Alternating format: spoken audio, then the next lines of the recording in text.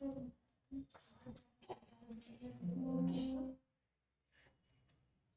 बात कैसे बता?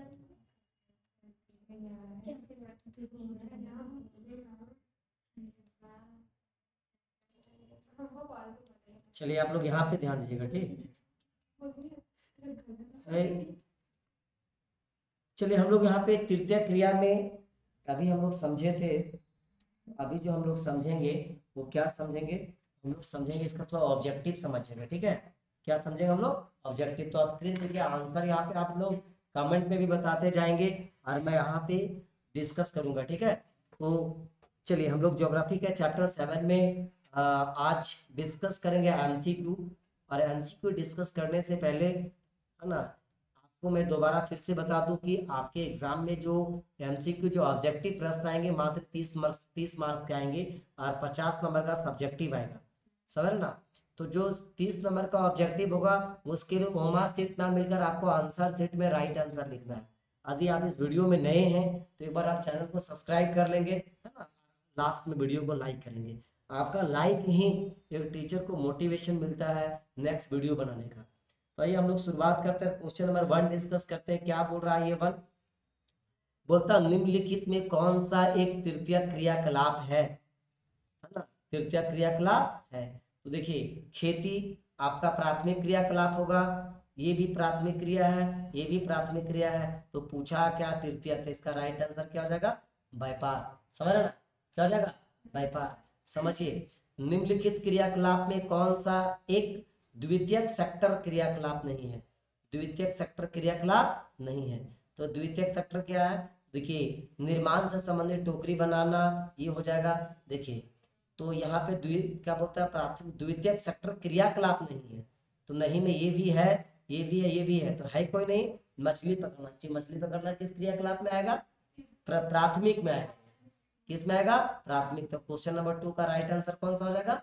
ये बना जाएगा, ठीक है। आइए क्वेश्चन नंबर हम लोग 3 की बात करते हैं। ये 2 हो गया, ठीक है। हम लोग 3 की बात करेंगे। 3 क्या बोल रहा है? तो 3 बोल रहा है कि निम्नलिखित में कौन सा एक सेक्टर दिल्ली, मुंबई, चेन्नई और कोलकाता का सर्वाधिक रोजगार प्रदान करता है ना? कौन सा सेक्टर? तो प्राथमिक, पर्यटन और तृतीय की होगा नहीं, ठीक है। तो कौन सा क्षेत्र होगा? सेवा क्षेत्र। तो सेवा क्षेत्र किससे संबंधित है? तृतीयक से। किससे? तृतीयक से। तो तृतीयक क्षेत्र जो है खास करके मुंबई में, दिल्ली में, चेन्नई में और कोलकाता में, समझे, सर्वाधिक लोग यहाँ पे मतलब काम करता हुआ नजर आते हैं। तो क्वेश्चन नंबर 3 का राइट आंसर क्या होगा? कौन सा? सेवा। क्या होगा? सेवा। अभी मैं आपको दोबारा पूछूंगा, ठीक है, कुछ ऐसे क्वेश्चन है जिसको आपको राइट सीधा कमेंट में लिखना आंसर, ठीक है। तो क्वेश्चन नंबर हम लोग 4 में आइए। तब बोलता वे काम जिसमें उच्च परिणाम और स्तर वाले अन्वेषण सम्मिलित होते हैं क्या कहलाते हैं? अन्वेषण मतलब नए नए खोज से। तो द्वितीय क्रियाकलाप उत्पादन से है, पंचम और आपका प्राथमिक। तो एकदम ये वाला तो होगा नहीं और ये वाला होगा नहीं, या तो पंचम होगा या तो चतुर्थक होगा। इन दोनों में गैस करके बताइए तो कौन होगा? या तो पंचम होगा या तो, यही दोनों में राइट ऑप्शन चुनना है। तो मेरे हिसाब से ये वाला आंसर होगा। आपके हिसाब से क्या होगा? कमेंट बॉक्स में बताइए, ठीक है। कमेंट बॉक्स में बताइएगा। आप लोग की भी अच्छी, आप लोग भी ये वीडियो देखेंगे, आप लोग भी कमेंट में बता सकते हैं, ठीक है। आइए बोलता है निम्नलिखित में कौन सा क्रियाकलाप चतुर्थक सेक्टर से संबंधित है? बोलिए कौन सा? तो देखेंगे यहाँ पे चतुर्थक। तो यहाँ पे चतुर्थक का हो जाएगा तुम्हारा विश्वविद्यालय अध्यापन, क्योंकि यहाँ पे विश्वविद्यालय में पढ़ाने वाले उच्च तकनीक और उच्च ज्ञान वाले व्यक्ति की आवश्यकता है। यस या नो? समझ रहे ना? तो इसका आंसर ये हो जाएगा। बोलता है क्वेश्चन नंबर 6 देखेंगे। तो 6 क्या बोल रहा है? बोलता निम्नलिखित कथनों में से कौन सा एक सत्य नहीं है? देखो या क्या लिख दिया? नहीं है। तो नहीं के लिए चारों ऑप्शन पढ़ना पड़ेगा। तो पहला यहाँ पे ब्रह्मसूत्र क्षमता को बढ़ाना और लागतों को घटाना, कभी कभार अभियांत्रिक और विनिर्माण कार्यों में भी वायु स्रोतन की जाती है। बीपीओ के पास केपीओ की तुलना में बेहतर व्यवसायिक अवसर है। तो ये वाला होता क्या है ना, इसको ये वाला काट देंगे, ये वाला काट देंगे, ये वाला नहीं है। कामों के बाह्यस्रोतन करने वाले देशों को काम की तलाश करने वाले के असंतोष पाया जाता है। यहाँ क्या बोल रहा है, तो ये क्वेश्चन जो है ये आपके अकॉर्डिंग क्या हो रहा है, इसका राइट आंसर मैं ये मिटा दे रहा हूँ, ठीक है। तो ये क्वेश्चन नंबर 6 का हमें कमेंट करके राइट आंसर क्या होगा कमेंट करके बताइए। मैं इसे हिंट कर दिया, ठीक है, हम हिंट आपको कर दिए हैं, फिर भी आपको कमेंट करके बताना। आइए नेक्स्ट, चलिए क्वेश्चन नंबर 7वां देखिए क्या बोल रहा है। तो 7वां जो बोल रहा है क्वेश्चन नंबर क्या बोल रहा है यहाँ पे, कि जिन नगरों में बड़ी बड़ी वैश्विक कंपनियां का मुख्यालय होते हैं क्या कहलाते हैं। तो वैश्विक नगर नहीं होगा, ग्राम नहीं होगा, नगर नहीं होगा, उसको बोलेंगे हम लोग कस्बा। क्या बोलते हैं उसको, मतलब जहाँ वैश्विक कंपनी जो विश्व की बड़ी बड़ी कंपनियां वहां का मुख्यालय होते हैं उसको हम बोलते हैं कस्बा। क्या बोलते हैं उसको, समझे। तो कस्बा क्या होता है, गांव के बड़ा रूप, गांव के बड़ा रूप, उसको क्या बोलेंगे कस्बा। क्वेश्चन नंबर 9 के पास आइए। हाँ अच्छा सॉरी सॉरी, पहले यहाँ पे 7 डिस्कस कर लेते हैं जी। देखिए यहाँ पे 7 डिस्कस करते हैं, ठीक है। तो 7 के बाद हम लोग किस में चलेंगे, 8 में चलेंगे। तो यहाँ पे देखिए 8 में चलेंगे, 7 के बाद 9 में क्यों चलेंगे, 8 में चलेंगे। इसको यहाँ पे आप क्लोज कीजिए, पहले ये समझिए तब यहाँ पे। तो बोलता स्वर्ण कॉलम की संबंध निम्न में से किस आर्थिक क्रियाकलाप से, है ना। तो इसको अभी हम आपके पास ऊपर में डिफिनेशन में चर्चा किए थे कि ये होता क्या है। ये हो जाएगा आपका चतुर्था, क्या हो जाएगा, चतुर्था क्रियाकलाप। तो स्वर्ण कॉलर का संबंध निम्न में किस आर्थिक क्रियाकलाप से है, चतुर्था क्रियाकलाप, ठीक है। आइए क्वेश्चन नंबर हम लोग 8 की बात करते हैं, किसका, 8 की। 8 के हिसाब से देखिए भैया, तो 8 में क्या बोलता है, जिन नगरों में बड़ी बड़ी वैश्विक कंपनियां का मुख्यालय होते हैं। तो यहाँ पे देखा वैश्विक कंपनी दे दिया है, तो वैश्विक कंपनी यहाँ दिया हुआ है, तो इसका ऑप्शन देखो मिलता जुलता कौन सा वर्ड मिल रहा है, मिलता जुलता क्या मिल रहा है ना, वैश्विक नगर। तो हमारा राइट आंसर क्या हो जाएगा, वैश्विक नगर। कस्बा का ये दूसरा डिफिनेशन होगा, ठीक है। तो देखिए यहाँ पे थोड़ा सा समझने का, एक बार फिर से इसको पहले जो सोचे तो उसको डिलीट कर दीजिए और दोबारा, ठीक है, उसको दिमाग से डिलीट कर दीजिए। जिन नगरों में बड़ी बड़ी वैश्विक कंपनियां का मुख्यालय होते हैं उसको बोलते हैं वैश्विक नगर। क्या बोलते हैं जी, क्या बोलेंगे, वैश्विक नगर। कंप्लीट हो गया ये, चलिए। तो हम लोग आगे क्वेश्चन नंबर 9 की बात करते हैं थोड़ा सा। आइए 9 की बात करते हैं। तो कुल मिलाकर हम लोग कुछ क्वेश्चन देखते हैं। तो क्वेश्चन नंबर जो 9 है वो क्या बोल रहा है, 9 पढ़िए। तो 9 बोल रहा है, बोलता है चतुर्था क्रियाकलाप वर्ग में निम्न में से कौन से घटक है। तो इसमें शिक्षा, सूचना, शोध प्रबंध, इसका राइट आंसर क्या हो जाएगा आपका, सी नंबर। 9 का क्या हो जाएगा, सी। क्वेश्चन नंबर आपको यहाँ पे डी आ जाएगा, ठीक है। Question number D, sorry D नहीं 10th। तो 10th पढ़िए, 10th क्या बोल रहा है। देखिए अगर आप 10 की बात करेंगे ना, तो लाल कलर और कौन सा, पहले ऊपर कौन सा कलर देखे थे, है ना, श्वेत नहीं, श्वेत नहीं देखे थे, कौन सा कलर देखे थे, हाँ स्वर्ण कलर। देखिए आप यहाँ पे भी आपको मैं बताया हूँ, ठीक है। देखिए यहाँ पे मिल जाएगा, ठीक है। आपको यहाँ पे इसकी परिभाषा मैं अभी समझाया हूँ, ठीक है। देखिए यहाँ पे इधर होगा, मुझे है मिल रहा है, चलिए मिल गया। यहाँ पे लाल कॉलर मिल गया और स्वर्ण कॉलर मिल गया। तो क्या बोलता है, प्राथमिक क्रियाएं जैसे आखेट, भोजन, संग्रहण, पशुचारण, कृषि एवं खनन आदि कार्यों के जो लोग संलग्न होते हैं उसको क्या बोला जाता है, लाल। ठीक है जी। देखिए इसकी परिभाषा है, अभी मैं इससे पहले कि मैं अभी वीडियो और अभी इससे पहले को वीडियो आप देख लेंगे, ठीक। तो क्वेश्चन नंबर सीधा हम आइए 10th में आपको समझ लाल कलर समझ गए होंगे। तो क्वेश्चन नंबर 10 क्या बोल रहा है सो देखेंगे।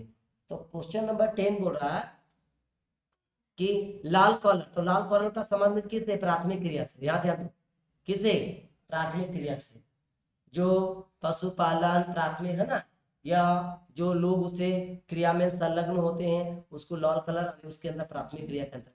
समझिए इधर 11, क्वेश्चन नंबर 11 का आंसर बताइए कि चिकित्सा पर्यटन क्या है।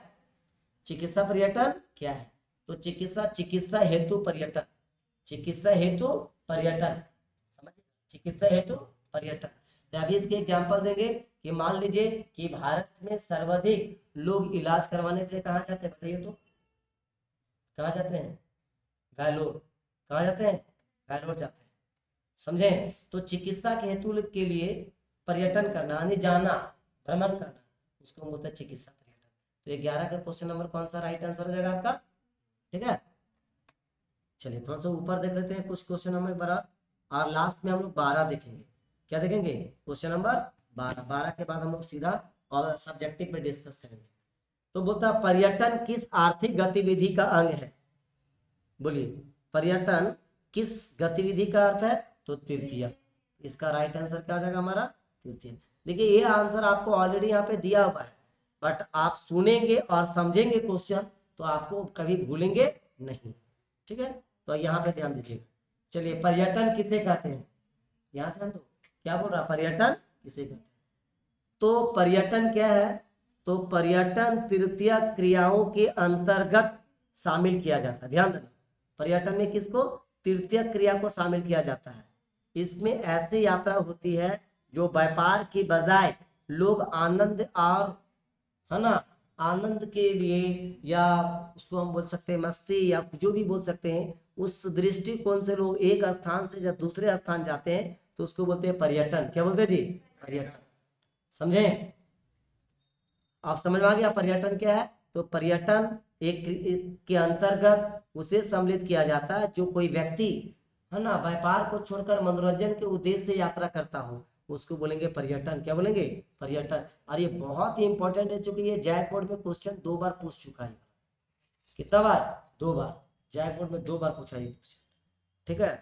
अब आता फुटकर व्यापार क्या है, तो फुटकर व्यापार और व्यापार दूसरा होता है थोक व्यापार। क्या होता है, फुटकर और थोक।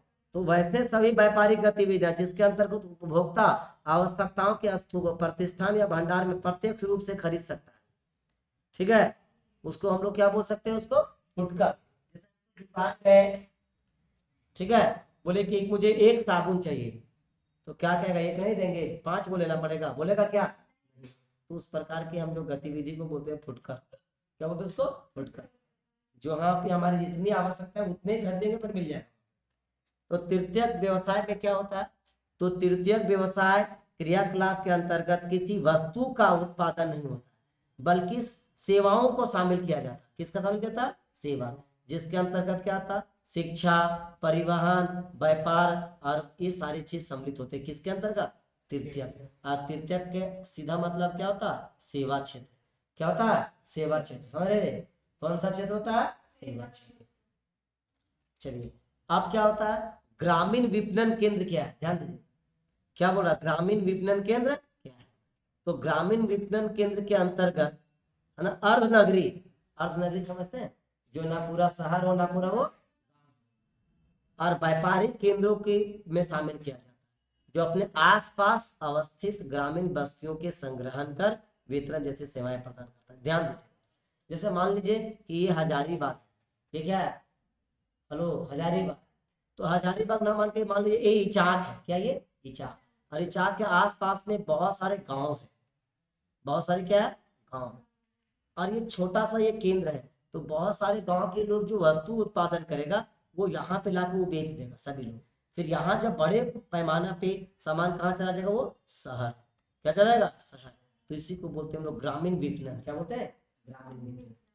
समझ में आया, क्या बोलेंगे उसको, ग्रामीण विपणन, ठीक है।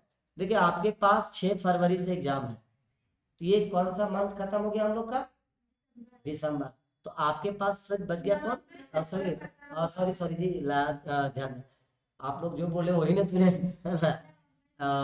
तो यहाँ पे नवंबर खत्म हो गया, मर गया दिसंबर। तो दिसंबर मान लीजिए 30 दिन मोटा मोटी, आज जनवरी कितना, 30 दिन, और 30 और 3 कितना, 60 दिन, 60 दिन।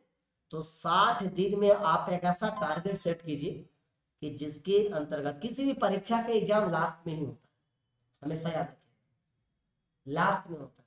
और तैयारी कब होगा, जब परसों एग्जाम है, रात से पढ़ना शुरू, समझ, क्योंकि उसमें प्रेशर रहता है, उसमें बाहरी बात नहीं आएगा, बस दिमाग में एक ही चीज चलेगा मेरा एग्जाम है, एग्जाम है, एग्जाम है। तो ये जो हम लोग 3 दिन के पहले एग्जाम रटते हैं ना, वो 60 दिन के पहले रटें। तो 3 दिन के पहले रटेंगे तो सिर्फ आप पास हो सकते हैं, लेकिन आप कुछ दिन पहले से करेंगे तो परफेक्ट तैयारी होगा। और परफेक्ट तैयारी का मतलब तुम्हारा परसेंटेज भी किसी कारणवश, है ना, अगर 60% में फर्स्ट डिवीजन है और 1 नंबर भी घट जाए तो आप सेकंड हो जाएंगे नहीं, और जीवन भर कहलाएंगे कि मैट्रिक इंटर सेकंड डिवीजन से पास किया, मात्र 1 नंबर घटने के वजह से। इसलिए ध्यान दीजिएगा, हर छोटी छोटी जो कमियां हैं अपने अंदर, उसको आप समझिए, उसको दूर कीजिए और बेहतर से बेहतर आउटपुट दीजिए। क्योंकि पेरेंट्स के काफी ज्यादा अपेक्षाएं होती है ना, काफी ज्यादा अपेक्षाएं होती है। अब जब एग्जाम आएगा तो तुम्हारा रिजल्ट क्या हुआ, तो क्या वीडियो देखे होंगे, तब बोला कि उसका बेटा फेल हो गया, तुम्हारा क्या हुआ, तो उसका बेटा फेल हो गया, तुम्हारा क्या हुआ, उसका बेटा फेल हो गया, तो बोला कि आपका लेफ्टर है, आपका बेटा टॉप हो गया। समझ रहे ना, तो सबका बेटा फेल हो गया, इसका मतलब हमारा बेटा भी फेल हो जाए, ऐसी कोई जरूरी नहीं है। आपने कैसा वीडियो में देखा होगा उदाहरण में। तो ये आप किसी को ना देखें और खुद को देखें, ध्यान दीजिएगा, आप किसी को ना देखकर खुद को देखें तो ये ज्यादा बेहतर होगा। चलिए, सबसे इंपॉर्टेंट, इंटरनेट क्या है और इंटरनेट को हिंदी में क्या कहते हैं, कमेंट बताइए, जल्दी बताइए। इंटरनेट को हिंदी में क्या बोलते हैं, तो मैं यहाँ बता देता हूँ। इंटरनेट को हिंदी में बोलते हैं अंतरताना। बोलो तो क्या बोलेंगे इसको, अंतरताना। इंटरनेट को अंतरताना बोलेंगे। तो इंटरनेट है क्या, तो आज के डेट में इंटरनेट नहीं है तो अपने लाइफ की इमेजिन भी नहीं कर, यस या नो।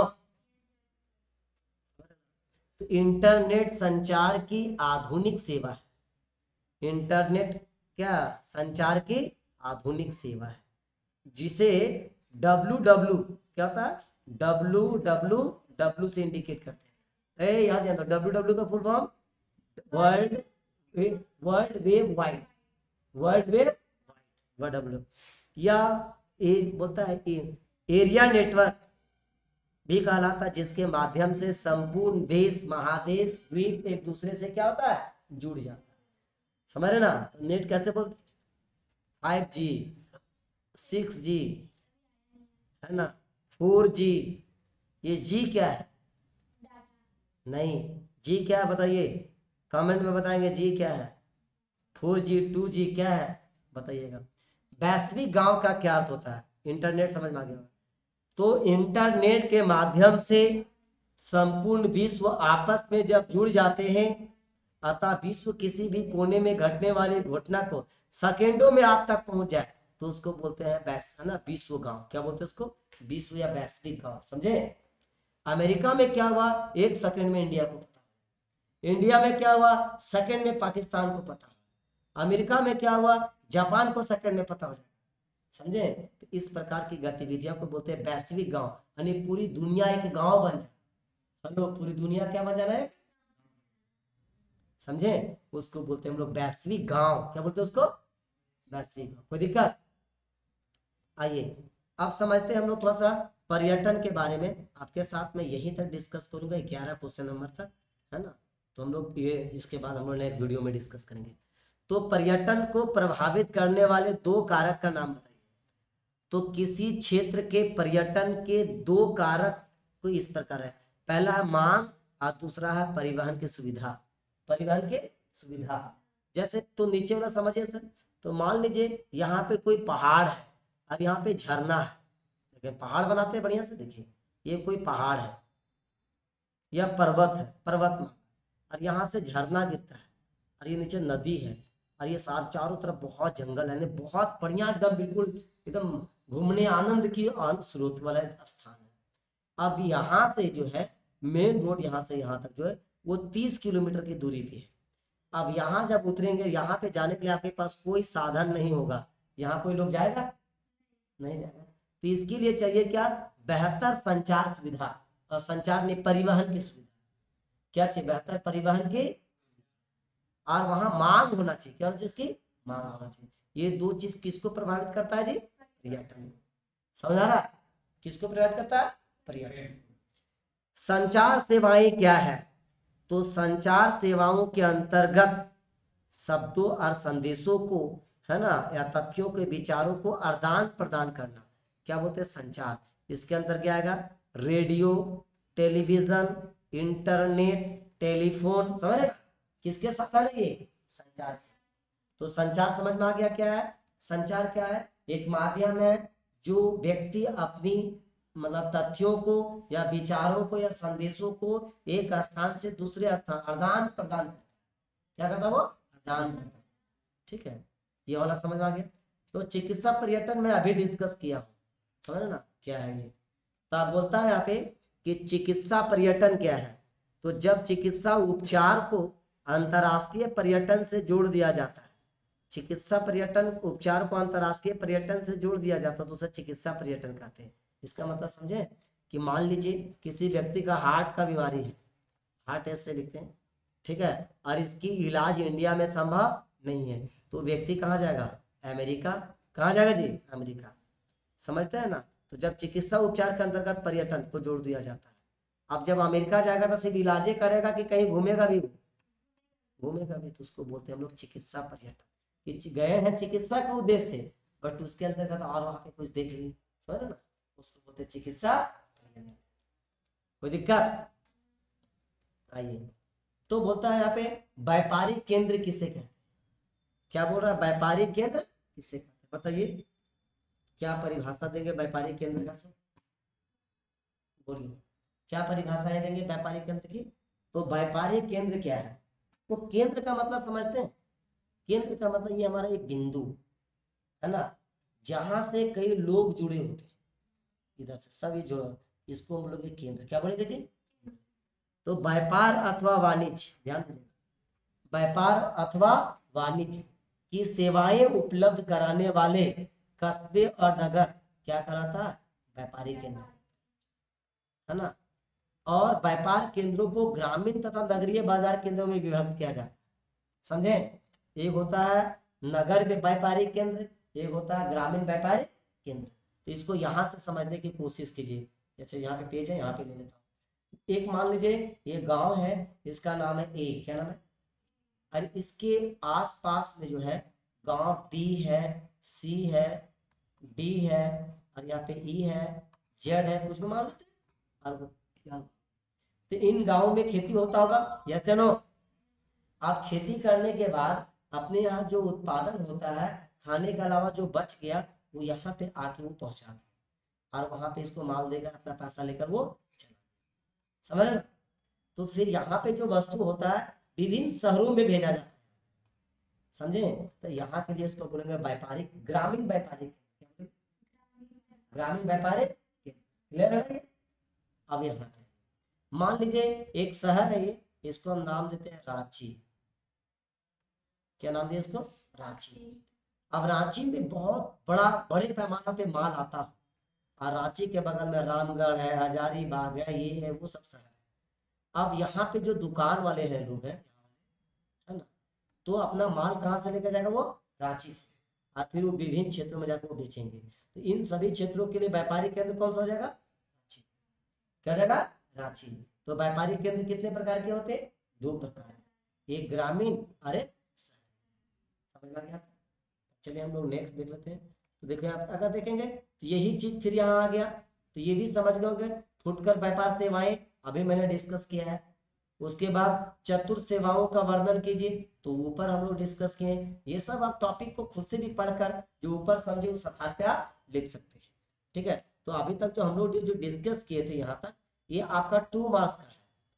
कितना मार्क्स का है, 2 मार्क्स। और इससे पहले हम लोग 1 मार्क्स का डिस्कस किए जो एमसीक्यू था, क्या था वो, एमसीक्यू, ठीक है। तो देखो यहाँ पे चतुर्थ क्रिया, विश्व चिकित्सा भी आपको बताया है। अब देखिए अंकीय विभाजन क्या, थोड़ा इसको समझिएगा। अंकीय विभाजन क्या है, तब बोलता है सूचना और संचार प्रौद्योगिकी के आधार पर विकास से मिलने वाले अवसरों के विवरण पर ग्लोब के समान के रूप में उसके वितरित किया। वास्तव में विकसित देश अपने नागरिकों को सूचना और संचार प्रौद्योगिकी तक पहुंच बनाने के लिए, उनके लाभ उपलब्ध कराने के लिए निकल पड़ती है। यानी दुनिया के जितने भी देश हैं, वो देश चाहता है कि हमारा देश में जो नागरिक है उसको बेहतर से बेहतर क्या करें, सूचनाएं प्रदान करें। समझ रहे ना, क्या करें, उसको सूचना प्रदान करें, उसके अवसर प्रदान करें, समझ रहे, सूचनाओं का अवसर प्रदान करें। ये सब क्वेश्चन बहुत अधिक इजी से हो सकता है। इसके बाद यहाँ से देखेंगे तो पंचम क्रियाकलाप, देखिए ये क्वेश्चन देखो यहाँ पे, एक, ये दो और ये तीन, ये तीनों क्वेश्चन में लॉन्ग में वो एक क्वेश्चन एकदम 100% डन है, आपको पूछेगा मतलब कोई उसमें किंतु परंतु कुछ नहीं है, पूछेगा मतलब पूछेगा 100% डन, समझे। तो मुझे उम्मीद है ये सब आप खुद से नोट भी कर सकते हैं और समझ सकते हैं। एक बीच में ये 7 चैप्टर छूट गया था, अभी 8 वगैरह मैं पढ़ाया हूँ, उसके बाद वापस हम लोग 9th चैप्टर में आएंगे, है ना। 9th पढ़ाने के बाद हम लोग जो है अंतर्राष्ट्रीय व्यापार ये भी हम लोग पढ़ चुके हैं, ठीक है। तो नेक्स्ट टाइम आपके साथ हम लोग डिस्कस करेंगे। तब तक के लिए यहीं तक, मिलते हैं हम लोग अगले वीडियो में। बहुत बहुत धन्यवाद।